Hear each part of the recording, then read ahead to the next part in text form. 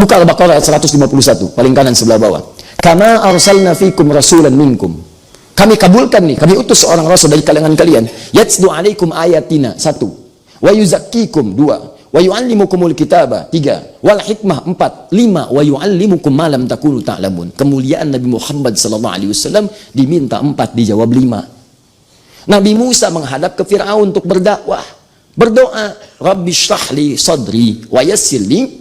Ya Allah, mohon lapangkan hatiku. Kalau dicela aku bisa menerima. Sabar aku, mudahkan urusanku. Nabi Musa itu kurang apa? Nabi Rasul dekat dengan Allah. Berdoa kepada Allah, dikabulkan. Nabi Muhammad belum berdoa, turun ayat. Musa minta Rabbi syrahli. Nabi Muhammad belum minta alam nashrah laka sadrak. Perhatikan. Nabi Musa, Rabbi syrahli sadri. Ya Allah, lapangkan hatiku. Lapangkan jiwaku. Ya, minta dikabulkan. Nabi Muhammad belum minta, turun ayat alam nashrah laka sadrak. Musa minta wa yassirli amri, dikabulkan. Nabi Muhammad gak minta, turun ayat wa nuyassiruka lil yusra. Nabi Isa alaihissalam jaraknya 600 tahun sebelum kedatangan Nabi Muhammad SAW, sama. Bahkan sebelum lahir sudah ngasih kabar gembira kepada umatnya. Buka Quran surah 61 ayat ke-6 itu, paling kiri sebelah atas. Wa mubasysyara bi rasulin ya'ti min ba'di ismuhu Ahmad. Ngasih kabar ke umatnya, saya kasih kabar gembira ya, akan datang kabar gembira. Ini hukum dunia mengatakan kabar gembira itu dikasih tahu kalau bayinya sudah lahir. Ini bayinya belum lahir, 600 tahun sebelumnya udah ngasih kabar gembira. Ginilah, antum misalnya, maaf ya. Siapa nama? Akbar, Masya Allah. Akbar apa? Saya panggil Muhammad Akbar Firdaus. Pakai awalan ya, jangan tunggal. Akbar, Muhammad Akbar Firdaus. Saya panggil, tiga-tiganya bagus lah. Saya panggil Muhammad misalnya ya. Firdaus, Akbar Firdaus. Saya panggil Firdaus sajalah. Firdaus, Masya Allah, ngasih kabar ke temannya. Siapa namanya? Fajri, Masya Allah. Fajri, Alhamdulillah, saya punya anak. Siapa namanya? Muhammad. Gimana anaknya? Nanti setelah menikah. Kira-kira gimana respon antum? Di mana-mana orang ngasih kabar gembira, lahir bayinya ngasih kabar gembira. Ini saking mulia Nabi Muhammad SAW, saking mulianya belum lahir sudah ngasih kabar gembira. Saking senangnya dengan kedatangan Nabi Muhammad SAW. Padahal 600 tahun sebelum datang. Saking bahagianya Nabi Isa mengatakan pada umatnya, Nabi Isa, Mesias, Yesus mengatakan pada umatnya, akan datang Rasul setelah aku. Aku Nabi, aku Rasul, tapi setelah aku akan datang Rasul yang sangat mulia. Ismuhu Ahmad. Gembira padahal belum lahir. Anda bayangkan, Nabi Isa itu Nabi, Rasul. Lahirnya luar biasa, wafatnya luar biasa. Naik ke langit kemudian diangkat dengan cara yang sangat luar biasa. Nabi belum lahir sudah gembira. Ente siapa? Nabi bukan, Rasul juga bukan, surga belum ada jaminan, amalan masih berantakan, hisab menegangkan, nggak ada kegembiraan di hadapan Nabi Anda sallallahu alaihi wasallam. Itu siapa? Dia aneh kalau ada orang yang nggak gembira. Nabi Rasul yang gembira, masa antum bukan Nabi bukan Rasul nggak gembira? Paham ya? Tuh, awas. Nah ini sangat menarik teman-teman sekalian. Nah nanti kita lihat Nabi Isa ngasih nama siapa? Disebutkan dengan nama apa? Ahmad. Lihat Ahmad. Ini saya bahas dengan tuntas dulu nih. Ini masih pengantar nih, belum ke intinya. Ahmad. Sementara ketika diberi nama beliau lahir diberi nama dengan apa? Muhammad. Bahkan disebutkan dalam Quran 4 kali Ahmad sekali. Lihat nih di antara mukjizat penamaannya. Jarang disebutkan ini.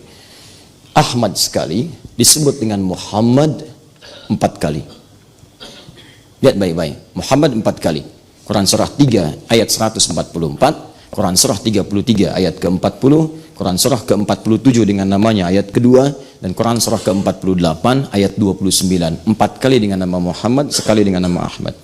Kalau disebutkan Muhammad itu bentuk superlatif, sighah mubalaghah dari kata Mahmud, yang punya hubungan baik dengan sesama, hablum minan nas, dengan lingkungan bahkan, sehingga datang pujian mengalir kepadanya. Kalau Anda dipuji dari luar, itu disebut dengan mahmudun, persis seperti mukarram. Ya, al-mukarram artinya melekat pujian kepadanya karena hubungan baik dengan sekitarannya. Perhatian bagus, baik. Jangankan pada manusia, pada hewan itu luar biasa perhatian. Bahkan saat orang menyembelih, oleh Nabi diperhatikan, hei jangan sakiti hewannya. Idza dzabhtum fa ahsinu dzibhah. Kalau kalian menyembelih, sempurnakan sembelihan, baguskan. Jangan berikan penderitaan kepada hewan. Karena itu dicontohkan sekali goresan. Gesek. Ya, gorok sekali sudah selesai. Ya, jangan sampai menyakiti hewannya. Bahkan saat Anda akan menyembelih pun kata Nabi, tajamkan pisaunya. Bahkan saat menajamkan pisaunya itu pun jangan di hadapan hewan yang akan disembelih. Siap-siap ya, siap-siap. Sabar nanti ya, sabar. Kandidat selanjutnya, kandidat. Nah, itu pada tumbuhan, silakan cek pada tumbuhan. Bahkan dalam suasana perang, kata Nabi jangan rusak tanaman. Jangan rusak tanaman. Di mana ada peraturan peperangan, nggak boleh merusak sekitarannya. Di Islam itu indah. Dalam perang saja yang penuh dengan kecamuk, jangan rusak. Makanya heran kalau ada orang-orang tidak ada perang, dia nebangin pohon, dia gundulin hutan, nyebabin banjir, ya banjirnya banjir badang, banjir macam-macam dan sebagainya. Dosanya besar tuh. Dosanya besar. Dalam perang aja dilarang merusak tumbuhan. Ini nggak ada suasana perang, nebangin macam-macam sampai mengakibatkan musibah. Anda bisa bayangkan nggak? Dosanya besar. Nah, jadi ada hal-hal yang kelihatan kecil tapi dampaknya banyak. Itulah Muhammad. Kenapa disebut dengan Muhammad? Baiknya luar biasa. Nah, Nabi Isa itu punya sifat-sifat yang mirip-mirip sama dengan Nabi Muhammad. Apa sifatnya? Sama-sama punya ajaran kasih, punya ajaran sayang. Lewat dengan muridnya di samping sungai. Begitu lewat, muridnya mengatakan, guru, itu bangkai binatang itu bau sekali. Itu ada bangkai hewan, hewan yang dianggap haram kekinian. Itu kemudian di situ ada bangkainya, bau, kata muridnya. Apa kata Nabi Isa? Coba lihat giginya, begitu putih dan bersih giginya. Kata muridnya, guru, kenapa engkau berkata seperti itu? Jadi muridnya melihat, mencium baunya, Nabi Isa melihat putih bersihnya. Kata Nabi Isa, demikianlah manusia, dia hanya akan mengeluarkan apa yang ia fikirkan. Kalau pikirannya kotor, yang keluar yang kotornya. Kalau pikirannya bersih, maka yang keluar adalah kalimat kebersihannya. Saat orang lain memikirkan yang buruknya, Nabi Isa saking kasihnya memikirkan yang baiknya. Nabi Muhammad luar biasa. Jadi Nabi Isa luar biasa, punya dua sifat yang sama.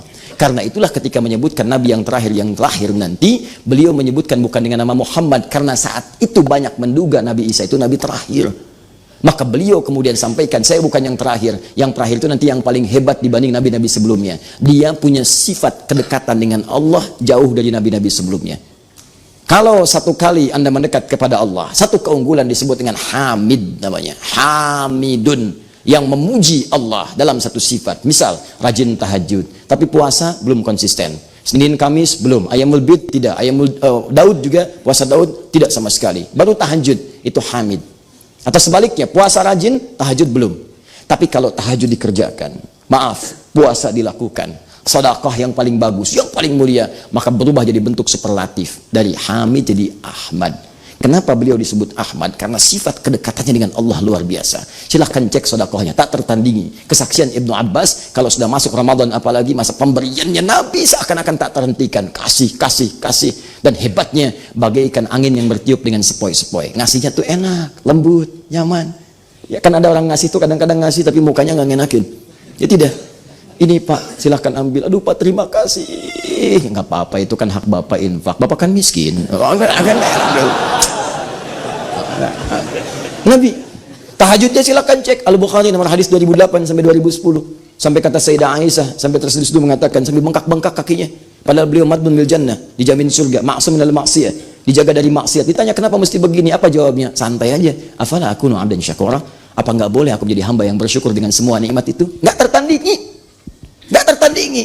Bacaan Qur'annya, tilawahnya, murojaahnya, sampai murojaah dengan malaikat, murojaah dengan sahabatnya. Ibnu Mas'ud tolong bacakan ayat ini, ya Rasulullah, ayat itu kan turun pada Anda. Apa tidak boleh aku mendengar dari yang lain? Masih tidak gengsi mendengar dari yang lain. Bacakan, dengarkan. Itu luar biasa. Semuanya terkumpul pada beliau, kemuliaan, kedekatan dengan Allah. Makanya disebut orang paling takwa yang pernah hadir di bumi. Karena dekatnya dengan Allah, maka dinamai dengan Ahmad. Ingat, semua nama yang melekat pada Nabi Muhammad mulia, bentuknya sifat, bukan zat. Kalau zat itu untuk membedakan satu dengan yang lainnya. Fajri, oh, yang nengok Fajri, bukan Muhammad Akbar. Untuk membedakan, ketika saya panggil si A, yang nengok si A, bukan yang lain. Itu zat namanya. Yang kedua sifat. Sifat itu melekat kepada zat dengan keunggulan yang melekat di dalamnya. Jujur sifat, sabar sifat, baik sifat. Nama Nabi Muhammad dengan izin Allah yang melekat kepadanya semuanya sifat, bukan zat. Kenapa? Untuk menunjukkan keabadian, kemuliaan sifatnya sehingga bisa diteladani dalam setiap waktu. Sifat yang terus berjenjang diteladani setiap waktu disebut dengan uswah namanya. Maka turun Quran surah ke-33 ayat 21. Laqad kana lakum fi Rasulillahi uswatun hasanah. Ini dari segi penamaannya. Lahirlah sosok disebut dengan Muhammad, disebut dengan Ahmad. Saya tidak akan bercerita sampai kedalamannya, terlampau panjang kalau kita bahas. Singkatnya, sosok ini jadi inspirasi dari semua tahapan kehidupannya. Dari kecil jadi teladan, saat pemuda jadi al-amin, saat jadi nabi semua terkumpul kemuliaan pada beliau. Sampai sebagai seorang ayah, teladan, sebagai seorang suami, teladan, seorang kakek, teladan, seorang pemimpin, teladan, seorang yang pernah berbisnis, teladan, seorang yang pernah berdagang, teladan. Semua aspek kehidupan terkumpul miniaturnya kepada kehidupan beliau. Dan hebatnya, semua yang bergabung dengan beliau, belajar dari beliau, juga jadi teladan dalam kehidupannya. Jadi kalau Anda jadi sosok apapun, tinggal cek profesi Anda apa, lihat pada kehidupan Nabi. Sederhana, ikuti, jadi teladan.